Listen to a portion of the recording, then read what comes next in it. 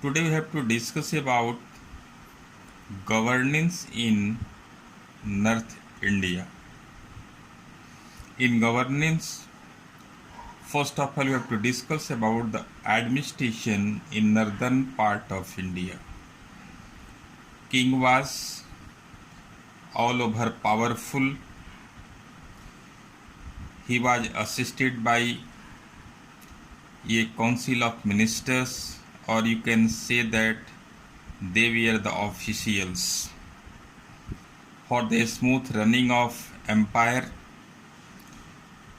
was divided into many provinces. King was the head of military. He was also the head of legislative, executive, and also judiciary. Now I have to discuss about the economic system in northern part of India.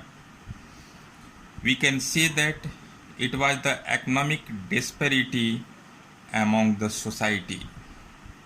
The society was divided among royal family, high officials and traders, and the common people. Royal family, high officials and traders were prosperous. In other hand, the people that were living in the villages were poor. Temples were the center of riches, and that was the reason that it had become the target of the attack of the invaders. Feudal systems was also prevalent in northern part of India. The king granted land as reward to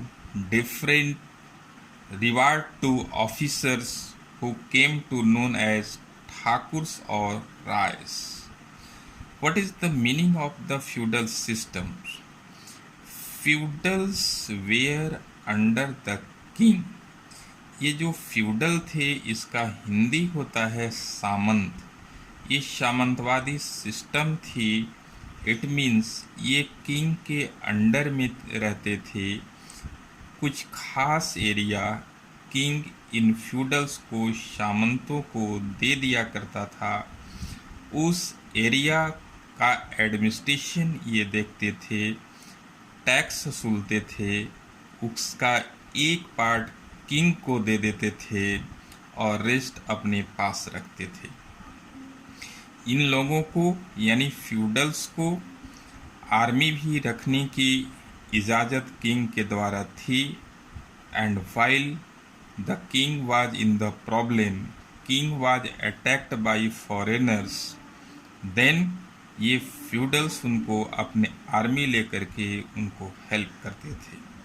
but later on feudal system had become the decline of many empires, because while the king had become weak, then feudal lords, they had become independent, detached from the king and established their independent states. Now I have to discuss about society in northern part of India. Rigid caste system was prevalent in the society. The society was divided among the different groups like king, feudal lords, and also Brahmins. King, feudal lords, and Brahmins had a high position in the society and they enjoyed a luxury life. But the land was only and only cultivated by Shudras. Shudra had to pay the heavy taxes. They have also to face the social discrimination. It means that the social condition of Shudras were not good. The condition of women was also not good.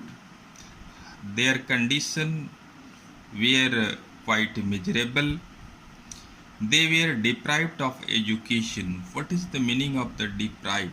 Deprived means vanchit karna, means education was not provided to them. Some of the evil practices like sati system, child marriage, polygamy that were found in the society that had declined the status of women in the society. I want to say that what is the meaning of polygamy and one wife? If one husband and one wife found in the society, then it is called monogamy, and if more than one husband and one wife is found, then it is called polygamy. Now I have to discuss about religion that were prevalent in the northern part of India. Rajputs worshipped God Vishnu and Shiva. They also worshipped goddess Kali, Lakshmi and Durga also. Rajput kings gave gift of land to the Brahmins. The gifted land was called, that was given to Brahman, Brahmadeya or Agrahara. Hinduism was popular in the society in the comparison of Buddhism.